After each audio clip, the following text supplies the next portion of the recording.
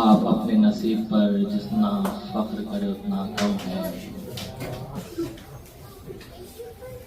اس لیے کہ سب سے پہلے یہ کہ آپ دعائے زہرا کی وجہ سے فرش رضا پر بیٹھے ہیں، اور آپ آج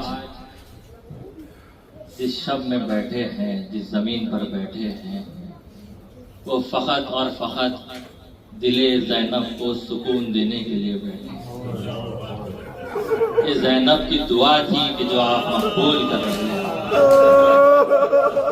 اس لیے کہ جب زینب اربعین منانے کے لیے حسین کی قبر پر پہنچی، محفل سے پردے کو ہٹایا تو کیا دیکھا کہ قبر سنسان، ایک ٹوٹے ہوئے دل سے آہ نکلی کہ بھیا تیری قبر میں کوئی نہیں، کاش ادادار ہو، میں کہوں شہزادیاں ہزاروں لوگ موجود ہیں، کروڑوں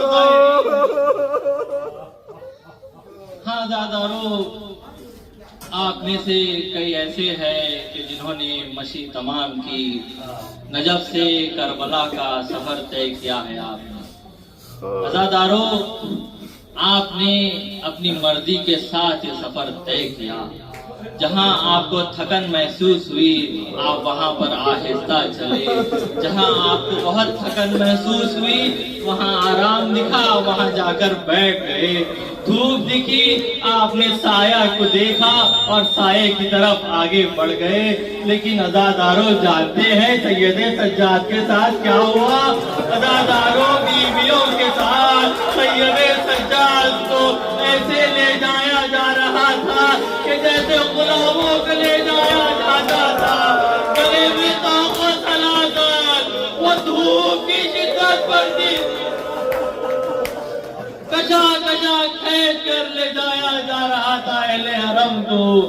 اور اب وہ موقع آیا تھا کہ جب زندان شام میں قید کر دیا گیا، اور زندان ایسا زندان تھا کہ جہاں پر دن کو بھی چہرے نظر نہیں آتے تھے، اتنا اندھیرا رہا کرتا۔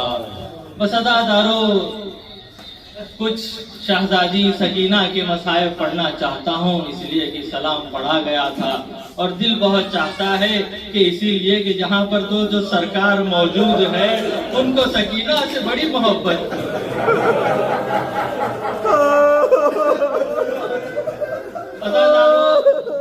جب شام کا وقت آتا، بیوی دروازے زندان پر چلے جاتی، کچھ دل بہل جاتا، اس لیے کہ لوگ آتے جاتے نظر آتے۔ ایسے میں ایک چاہنے والا تھا، وہ اپنی بیٹی کا ہاتھ تھامے ہوئے دروازے زندان کے سامنے سے گزر رہا تھا۔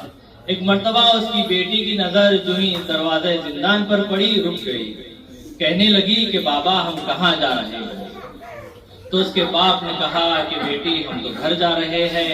تو اس کی بیٹی نے کہا کہ بابا جب ہم گھر واپس جائیں گے تو ہمیں واپس یہیں پر لے کے آئیں۔